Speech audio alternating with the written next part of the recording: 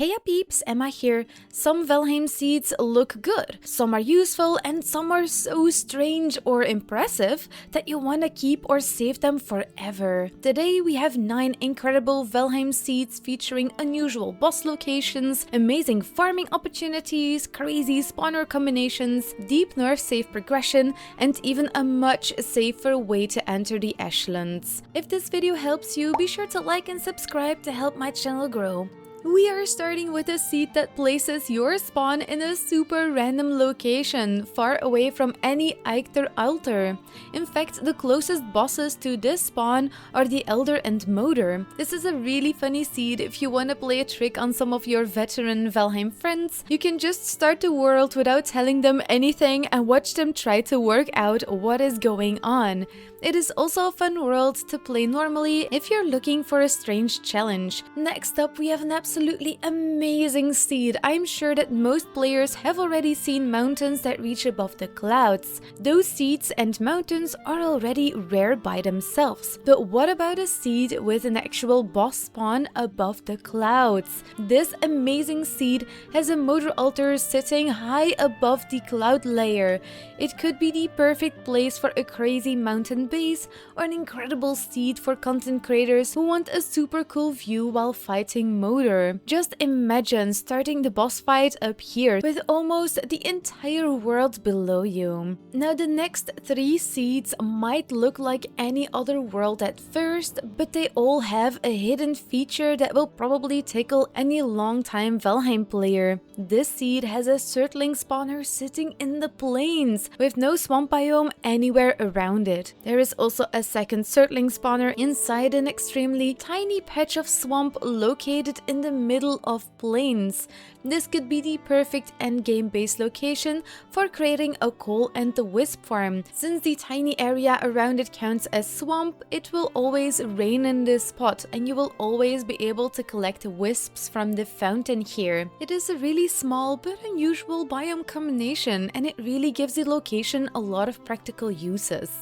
Now the next seed is kind of similar, although these spawners are not located in the plains. In this world, the Surtling spawners can be found in the Black Forest, and there's 2 of them. That's right, you can get your hands on as many Surtling cores as you want before you ever even enter the swamps. And instead of 1 spawner like the last seed, you get 2 spawners right next to each other. This is an absolutely amazing early game discovery that could become extremely useful as a farming location. And the final seed in this trio might be the craziest one of all. This location does not just have a Surtling spawner, it also has a Draugr spawner and a skeleton spawner all sitting right next to each other in the Meadows. Absolutely crazy. I had genuinely never seen something like this before. Having 3 completely different spawners grouped together in such a peaceful biome opens up some very interesting farming and base building opportunities. So before we move on, let me know in the comments which one of these spawner locations you would like most to build around. The plains one, the Black Forest one, or the Meadows one. Now this seed is the absolute perfect seed if you are preparing for the deep north. You only need to explore towards the south. This means that you can remain far away from every deep north biome or any future biome changes that might happen, not necessarily in the deep north, and leave those areas completely untouched. Almost every boss is positioned in a dead straight line heading south from the starting area.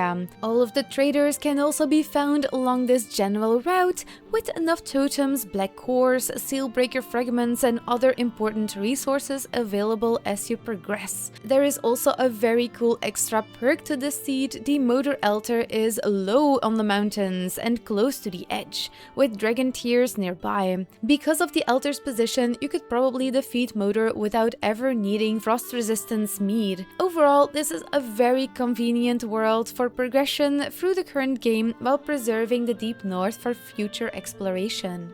Now this seed can be seen as the little brother of the tiny spawn island seed from one of my previous seed videos. You begin on a very small starter island, not as tiny as the original one, definitely check that one out as well, but also with a huge ring-shaped continent surrounding the spawn island. The only downside to this one is that there does not appear to be a natural river leading out of the inner sea. There's also a very high mountain peak northwest. It is only slightly lower than the enormous mountain from the original tiny spawn island seed. For people that do not enjoy sailing at all, this seed is going to be right up your alley. Every major biome can be found on the starter continent, excluding of course the Ashlands. Almost every boss is also located on this continent. The only exception is the Queen, but even she is very close nearby and requires only a minimal amount of sailing to reach her. This gives you a huge amount of progression and exploration without constantly needing to build a new boat or cross large sections of ocean. Then our final seed gives you an Ashlands landmass positioned close to normal seas, with a decently sized island available for your first landing.